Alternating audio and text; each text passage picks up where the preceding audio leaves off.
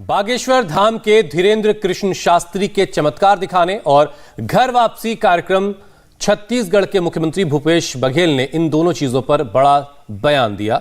मुख्यमंत्री भूपेश बघेल ने कहा कि कुछ दिनों से घर वापसी और धर्मांतरण की बात करते हुए एक बाबा रायपुर में दिखाई दे रहे हैं। जिन लोगों की घर वापसी हो रही है वो किस वर्ण में रखे जाएंगे? बघेल यही नहीं रुके, उन्होंने ये भी कहा कि लोगों को सिद्धियां मिलती हैं, सिद्धियों से इनकार नहीं किया जा सकता, लेकिन चमत्कार नहीं दिखाना चाहिए। ये जादूगरों का काम है। अगर सही में चमत्कार है तो फिर धीरेन्द्र कृष्ण शास्त्री जोशीमठ को बचाकर दिखाएं।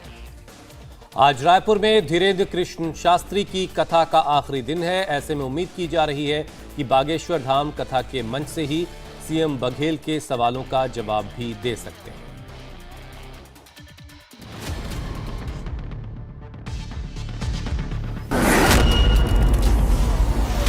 4 लोग आए हैं अपनी स्वेच्छा से हिंदू धर्म में वापसी करने के लिए।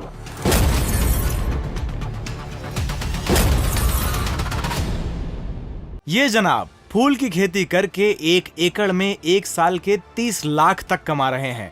आपको भी ये करना है तो फ्रीडम ऐप को अब भी डाउनलोड कीजिए। आपका बहन सनातन वैदिक हिंदू धर्म में स्वागत है।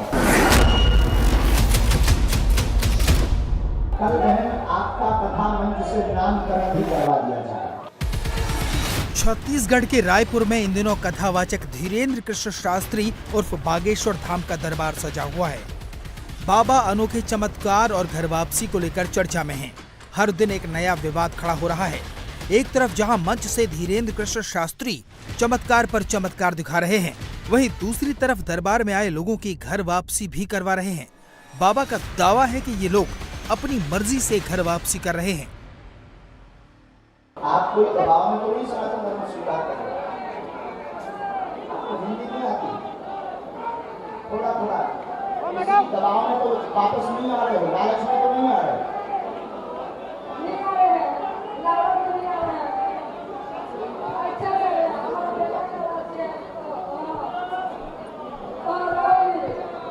धर्म में रहोगे? दोनों हाथ उठाकर बोलो सीताराम। पहले चमत्कार पर विवाद हुआ, अब धीरेन्द्र कृष्ण शास्त्री के इस घर वापसी कार्यक्रम पर विवाद शुरू हो गया है। छत्तीसगढ़ के सीएम भूपेश बघेल ने धीरेन्द्र कृष्ण शास्त्री से पूछा है कि वो जिन लोगों की घर वापसी करवा रहे हैं उन्हें किस वर्ण में रखा है। धर्मांतरण है, घर वापसी की अच्छी बात है। मैं भी हिंदू हूँ, मैं पूछना चाहता हूँ वो उसे किस वर्ण में रखे हैं। यदि वो ईसाई है या मुसलमान है, उसको आपने हिंदू में मिला लिया, बहुत अच्छी बात है, लेकिन उसको किस में रखें? शूद्र वर्ण में, वैश्य वर्ण में, कि क्षत्रिय वर्ण में, कि ब्राह्मण वर्ण में? किस में रखें आप? उसकी शादी किस वर्ण में होगी? फिर किस जाति में होगी? ये व्यवस्था भी करें हम। हमारे जो लोग वापस कराए हैं उसको बताना चाहिए कि हाँ भैया तुम इस जाति में मिले हो, इस वर्ण में हो, ये बताएं। भूपेश बघेल ने ये सवाल शनिवार को एक मुस्लिम महिला के हिंदू धर्म में घर वापसी और ओडिशा के क्रिश्चियन परिवार की घर वापसी पर उठाए हैं। धीरेन्द्र कृष्ण शास्त्री मंच पर त्रिपुंड लगाकर और गले में पीले रंग का अंग वस्त्र डालकर लोगों की घर वापसी करवा रहे हैं।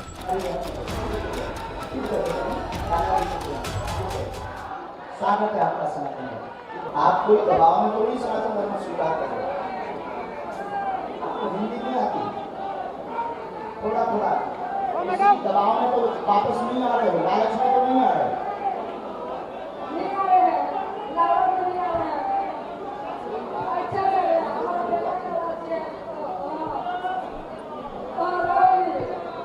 धर्म में रहोगे? दोनों हाथ उठाकर बोलो सीताराम। भूपेश बघेल यही नहीं रुके, उन्होंने धीरेन्द्र कृष्ण शास्त्री के चमत्कार के दावों पर सवाल उठाए।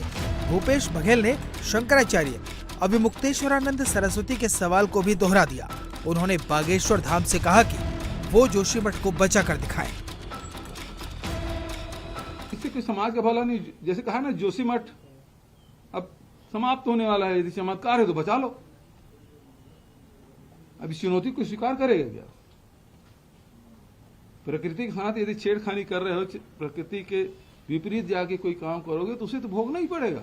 कितनी जातियां हैं, कितने धर्म हैं, वो इस धरती पे आए और वो मिट गए, लेकिन भारत है, हमारा देश है, और ये आज हमारी संस्कृति हजारों साल पुरानी है, कभी समाप्त नहीं हुई। इतने युद्ध हुए, इतने आक्रमण हुए, महाभारत भी हो गया, आक्रमण भी हुए, लेकिन हमारी भारतीय संस्कृति जस के तस है, जहां की तहां है।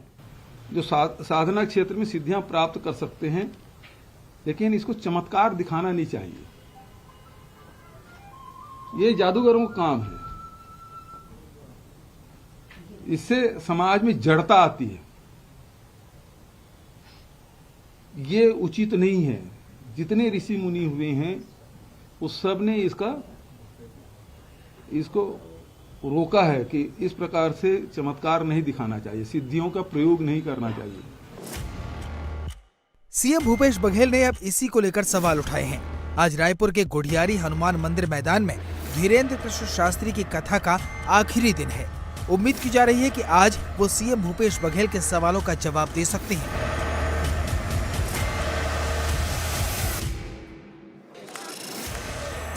वहीं धीरेन्द्र कृष्ण शास्त्री के समर्थन में अब कई साधु संत और हिंदू संगठन भी उतर आए हैं।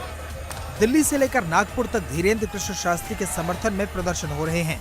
हिंदू संगठनों का कहना है कि ये बागेश्वर धाम को बदनाम करने की साजिश है।